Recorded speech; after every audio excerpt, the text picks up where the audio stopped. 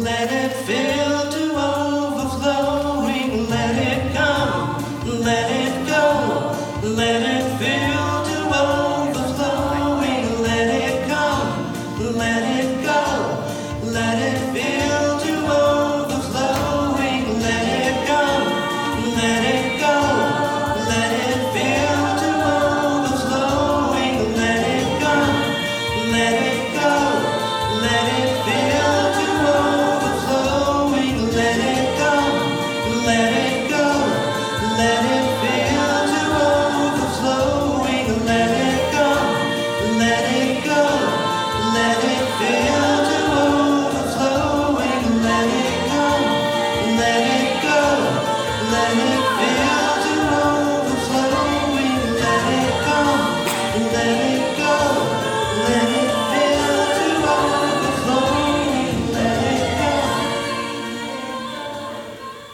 I'm being my own sound person, apparently. Good afternoon.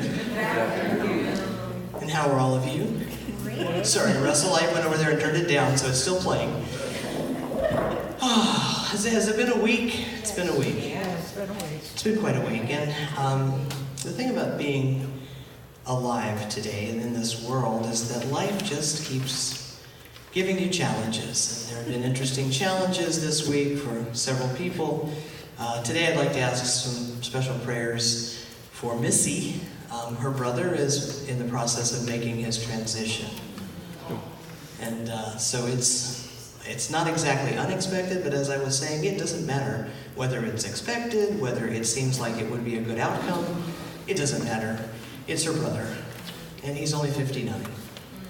So, and he's had a stroke, and there are several other things wrong, and so they've moved to just comfort care. So no more poking and prodding and things that he does not want, and I'm glad that they're honoring his decision with that. And there are worse outcomes. Babs was telling me at Laguna Woods there was a homicide, which is so unusual in the senior community. I'm sure that a lot of people want to kill their husband or spouse or wife, but it doesn't usually happen. And there was a gentleman who was a rager, and he ended up being used and shot by the police, right? Because a contractor pissed him off, so he came out with a gun. Yeah, I think there are better ways to settle your contractor problems, really, So anyway, but Rick vouches for that. Yes, I know. Rick is a nice contractor guy. No, apparently he was very angry and he would not put down the gun. Just would not. So, unfortunately, when you back law enforcement into a corner, there comes a time when they just have to do what they have to do. So. And I think he shot out at the police too. He also shot at them? I think that. Yeah. But you said it was a homicide. He died. Yeah, he died. He was shot. A homicide? Anytime anybody gets shot and killed, it's a homicide. It's a man killing. Doesn't matter if it's the police. It could be justifiable homicide because it's the police, but it's still homicide. Okay. Yes, indeed. Homicide is just Latin. It means killing a person. Killing is specifically a man, but it doesn't matter. It's killing someone of our species. Suicide is killing yourself. So that's how that works. So, anybody else need some prayers for anything? Because I'm happy to. The United States. The United States, absolutely. Our nation, our people, all the people in our country, and all the people in the world. Because all the people in the world need our prayers too. Okay, so. And my mom. And mom. My mom. Yeah, this is going to be hard on Jackie. It's going to be hard. You lose a child. But when you lose two. This will be her second, yeah. So we always feel that it is not in the right order of the universe for our children to go when we're still here. So it's a toughie. So let's include Jackie in our prayers as well. And if you will turn to your hymnals, please, to page 27.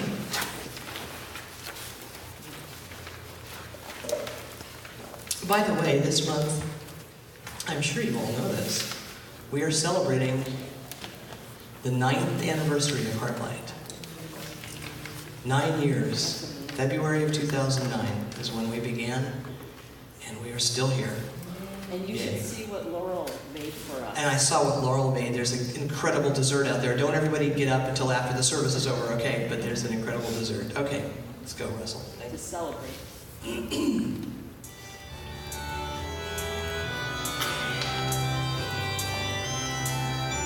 Seek ye first the kingdom of God and God's consciousness, and all you need will be added unto you. Sing Alleluia, Alleluia. Seek, ye shall find, it is given unto you. Knock, and the door shall be opened. Ask to be healed, and the heavens open wide. Sing Alleluia, Alleluia. Let your light shine so that everyone will see that you've surrendered to love. Open your heart and let Spirit guide your way. Sing Alleluia, Alleluia. Oh, thank you. Thank you, thank you. We do know where to look first, and today, in honor of our roots, our invocation song, we'll listen to Miss Deborah singing in this very room.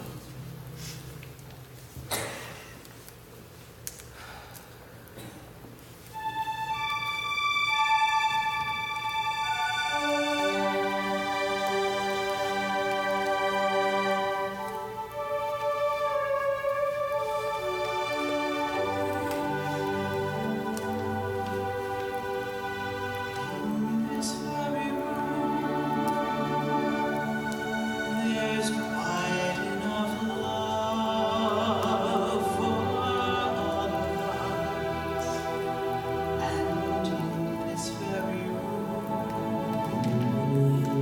there's quite enough joy for all of us, and there's quite enough hope and quite enough power to chase away any gloom.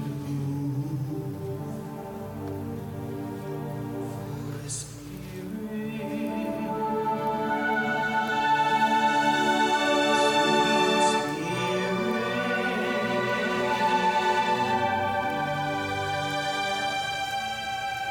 is in this very room.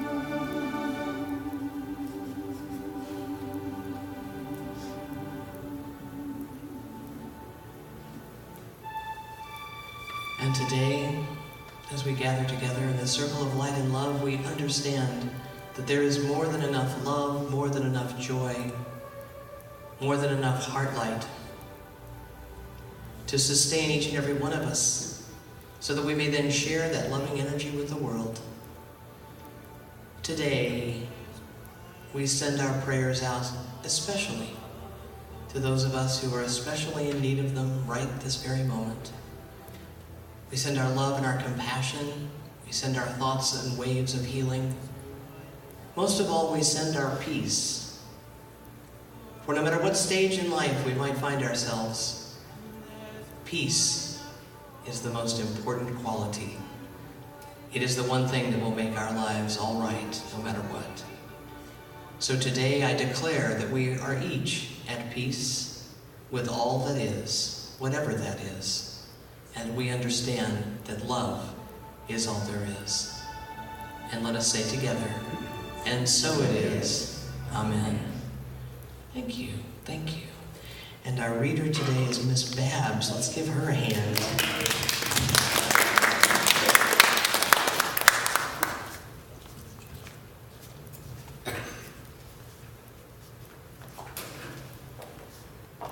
You're very welcome.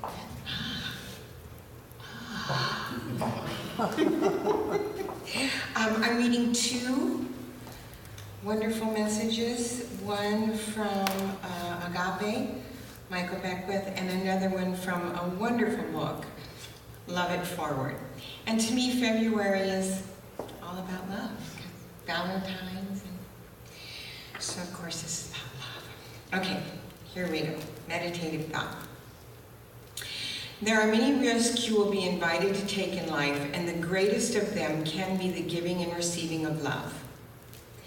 This is the choice made by true lovers.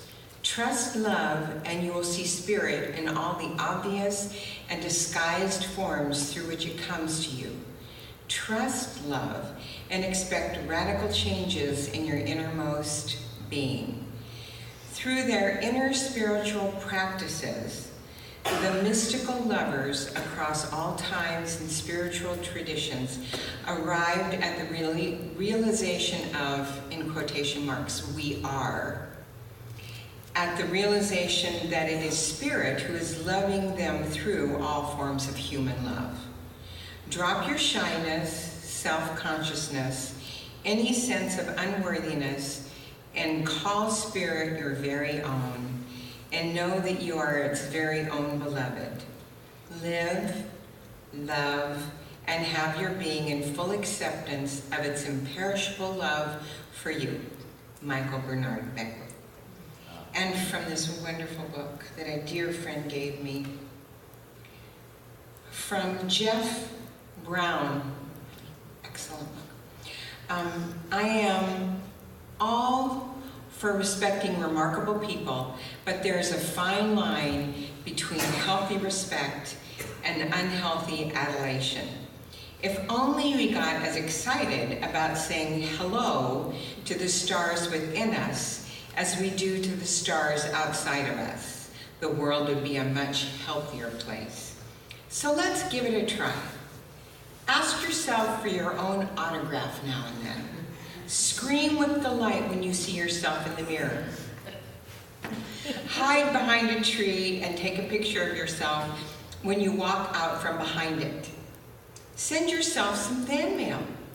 Love begins at home.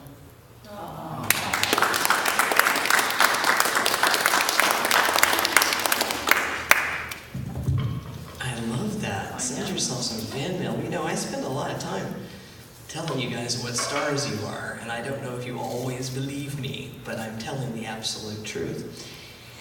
As I said in that in my Friday email message, that you're all songs, and they're unique and wonderful songs. So let's keep that in mind. Today we're going to start a new series, as I said, The Dynamic Laws of Prosperity, based on Dr. Catherine Ponder's book.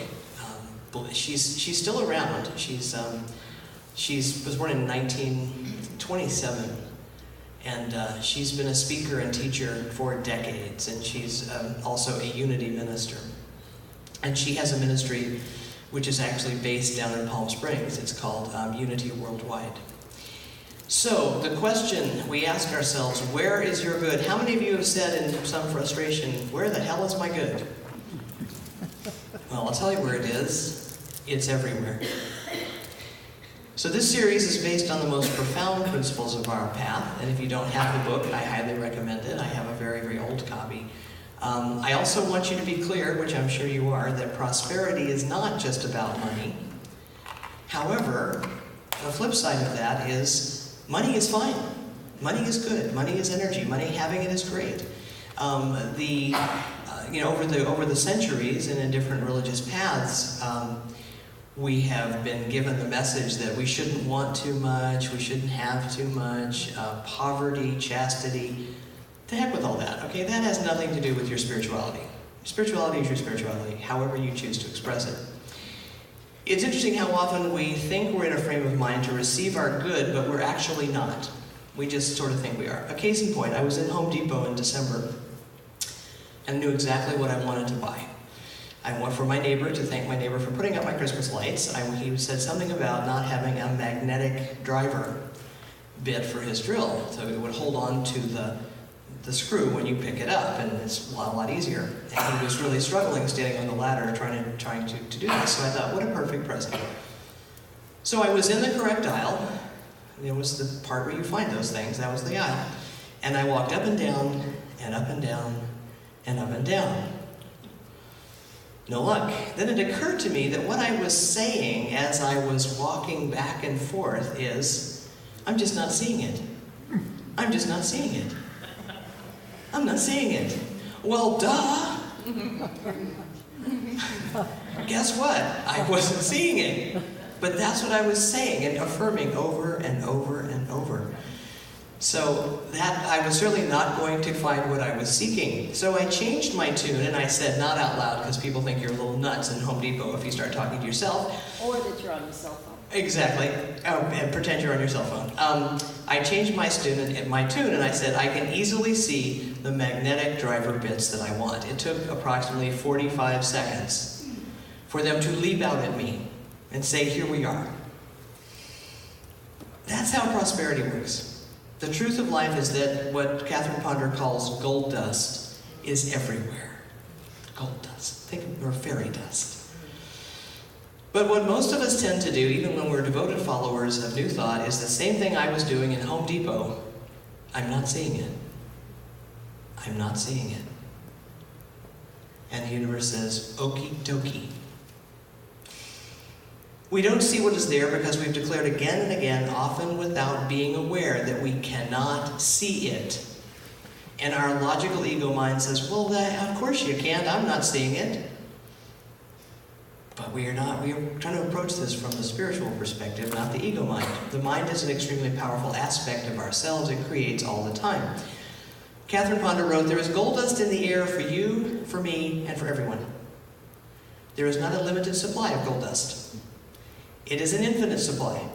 Okay, so when the first key is seeing with our God eyes. And one of the mantras that she teaches, and I really love it, is my good is everywhere. So let's say that together. My good is everywhere. How about there's gold dust in the air for me? There's gold dust in the air for me. Excellent. So getting back to our definition, Catherine Ponder quotes, a man named Russell Wilson in her textbook, and he says, please note that the word rich, how many of you are rich? There you go. The word rich means having an abundance of good, or living a fuller or more satisfying life. He says you are prosperous to the degree that you are experiencing peace, health, happiness, and plenty in your world. As we have observed, there are many people in the world who would not define being rich in that way, as being filled with peace, health, happiness, and plenty. To some people, it is all about the money. Money is just energy that flows from one person to another, and although money is very useful, and we use it in our social framework that we have, it doesn't buy peace. It doesn't buy happiness. People think it can buy health. I'm not convinced. Doesn't buy joy. Think about that phrase, plenty in every area of your life, and think for a moment about what that would mean to you in your life. What would having plenty mean? Because it's going to be different for each and every one of you. Whatever it is, plenty is always available to those who believe it with all their hearts and all their minds. How many of you notice blessings, have made a practice of noticing blessings all the time? Look, even little ones, it's like, good blessing, really good, glad it's there. Even the smallest, even the smallest details of your life are worth noticing. Okay? There is something deeply magical about gratitude. I mean, really magical. Another idea that I would want you to take in is that Catherine Ponder writes, and she is passionate about this, and she's been talking about it as a minister. I think she was ordained in 1956. She's been talking about it ever since. That prosperity is your divine heritage. Everybody's. Not just the people who belong to the right religion, or the people who were born into the right family, or the people who have all the luck, but everybody. What she says is this is an acknowledgement of who and what you are. You are an expression of God, and God is infinite, so how could you not be infinite? Another thing she talks about is spiritual DNA. I really like that one. What is true of God is true of you. So do you see how important it is to know what your concept of God is? Because we had a talk, check your God concept. If you think of God as judgmental, as angry, as someone who sends people to hell, then that's who you are. Is that who you are? Not even. But if you remember that God is love, infinite love, that's your heritage. That's what you've inherited. Giving and receiving and giving and receiving and giving and receiving is God breathing in and out. God breathing in and out. Some of you may recall a series I did on the women of New Thought a couple of years ago. One of them was Catherine Ponder. And there are those who don't quite understand the message, some of the messages in her book. They're a little hard to accept. One of her statements that readers have questioned, and I know you will too, she writes very clearly, poverty is a sin. Wow. You go, ooh, that sounds so mean. Whoa. That's not a very nice thing to say about poor people. She's not saying it about poor people. Let's look first of all, what is the definition of sin? To miss the mark. And if we sin or miss the mark, we can repent, which does not mean groveling on the floor and going through pain and suffering. Repent means to change your mind, to rethink. So you missed the mark, you go, oops, let me rethink. Okay? When we miss the mark, it is because of something that we were thinking that is unlike the truth of who we are. And when we do that, we wander off the high road. Sometimes we fall off the high road, but we can get back on. So what Catherine Ponder is saying is that the experience of a condition like poverty is the result of lack and limitation thinking. She also says she's talking about not the state of having very little, because there's nothing inherently wrong with a person who chooses to live a simple life, perhaps with very few possessions, if that makes them happy. What she's talking about is poverty consciousness, lack consciousness. She's not casting aspersions on people who have comparatively little. Being poor is a condition. Poverty consciousness is a way of thinking. Being poor is a condition. Poverty consciousness is a way of thinking. Poverty by that kind of consciousness is by its nature distrustful, angry, envious, resentful, and feels cheated. Does that get you anything? Not really, except more of the same. Abundance consciousness is peaceful, trusting, and in the flow. She writes, poverty is a form of hell caused by blindness to God's unlimited good. Those of us who know this is true are tasked with demonstrating it through our own decisions. I was in the grocery store a few days ago, and the little thing pops up on the payment pad that says, do you want to make a donation? Sometimes it does, and it was Children's Hospital or something. So I hit yes and hit an amount, and the cashier was like falling all over herself. I'm like, oh, thank you, thank you, thank you. And I was like, it was like $1. I mean, it was not a huge thing. And she said, you'd be surprised how many people just hit no. And I told you, I believe you can go in and buy yourself $50 or $60 worth of groceries. You can spend $1 on something. And I said, well, I try to give away something every day if possible. And she said, boy, if the world just had more people like you. I said, there's lots of them. You just haven't seen them in your aisle, but there's lots of them. In Spiritual Economics, which is a book some of you are familiar with by Eric Butterworth, he says, poverty is a way of living and thinking. It is not a lack of money or things. Prosperity is a way of living or thinking, not just having money or things. Do you know any people with money with poverty consciousness? Who are selfish, who are afraid of losing everything they have, afraid of losing a dime? So why does he say that? Because there are those who happen to have a great deal of money and labor in poverty consciousness, so that nothing is ever enough for them. And can you imagine living a life feeling deprived 24 hours a day, no matter what you have? Wow. And there are those who have very little who nonetheless believe that all they need is provided to them and are quite happy with what they have and with who they are. So I would also invite you to consider the sorts of beliefs that you, as I said earlier, that you gained growing up. How many of you thought being poor was a virtue? Being a hardworking poor person, it's a virtue, right? God's going to like you better when you get up to heaven. Well, no. Consider the religious vows that in some religions, especially the Catholic Church, but others as well, poverty. You're supposed to vow. You take a vow of poverty. How sad. But we know better. We know that there is this idea that there's an upside to poverty, which is what they've been trying to tell people who are poor, that God will like you better, that the poor will get their rewards later, just not in this lifetime, not here on earth, was and is nothing but a way to keep the poor people from getting really ticked off. That's what it was. That's what it was for. All you serfs, all you slaves, all you people who grovel and peasants groveling in the dirt, don't worry about it just because we're rich and we have everything. Don't worry about it. This is long ago when there were nobles and serfs and great estates. Don't worry about it. God will give you something later. In the meantime, get back to work. So sometimes people want to say, oh, what a saint. What a saint.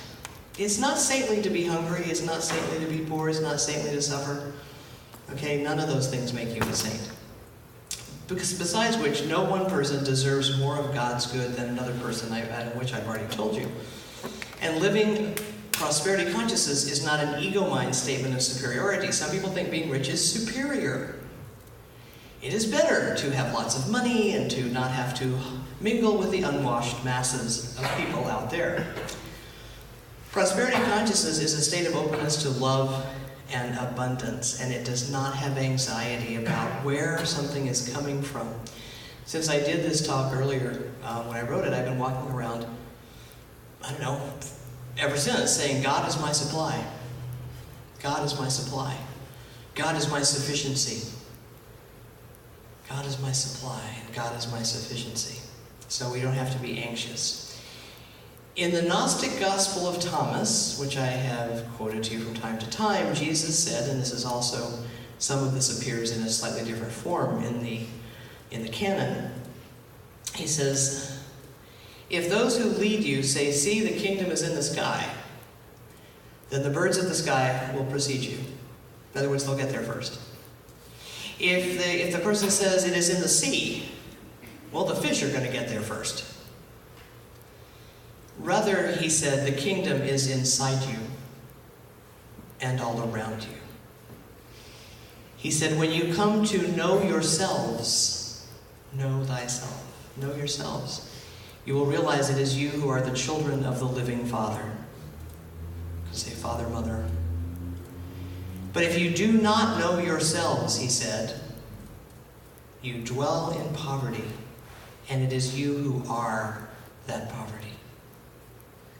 So what are the core teachings in this admonition from Jesus? First of all, thinking that good comes from or exists someplace else means you probably won't get there first. The fish will get it. The birds will get it. Somebody else will get it. The lady who almost hit me in the Starbucks parking lot so that I couldn't possibly go into the drive-thru where I didn't want to go, which just about took the front of my car off because, by God, she was going to get in front of me. And I just kind of went, what? I don't want to go in there. But she just came right at me and cut right in front of my car, and it's like, I gotta be next. Apparently she thinks there's a lack of coffee at Starbucks. I think that did happen one Christmas, actually, at the 17th and Tustin branch. They ran out of coffee on Christmas. They were the only store open in the area. They had to go to another store to get bags of coffee, and I just stood there going, I'm sorry, say that to me again, you ran out of coffee. The truth is that the kingdom, the good, is inside of us, and in other words, it is a level of spiritual consciousness, okay? And outside of us, we're looking at gold dust everywhere. Let's give him a gold dust. The essence we call forth into form, this is what our whole path is about. What you think about is what you see. What you think about all the time is what you're going to see most of the time. Jesus takes the teachings a step further when he says, when you come to know yourselves, again, that was, I think it was, Socrates or Sophocles who said, know thyself. You will become known. You will become known. In other words, the law says, ooh, law user there. Law person is using the law and is creating. And that you are the children of the living God. So this is exactly what Catherine Ponder expresses when she says your divine heritage is as a child of God. Do you really think you're going to be a child of God and there's some... Now don't say if you have favorite children or not favorite children. God doesn't have any favorite children. They're all the same. Jesus goes on to say that we do not know ourselves, we shall dwell in poverty. And Catherine Ponder says if you don't know your divine heritage, you don't claim your heritage, you will live in poverty consciousness. So with all that in mind, the understanding that there's gold dust all around you, recognize this truth, and I really love this quote, and I put it in the top of my email this week. God can only do for you what God can do through you. God can only do for you what God can do through you. Do you realize that you're an active participant in all this? This is not sitting around waiting for God to shower us with this or that. If God is to do anything through us, we must create a channel through which all that goodness can flow. It's very consistent with our topic of the last series, Heal Your Mind, Heal Your Life. So what does prosperity consciousness look like? Well, in her text, Ponder provides a number of affirmations and stories, which is why it's kind of an interesting book for people to read, because there are many little stories. One of those stories was about a woman who did not have a steady income. Her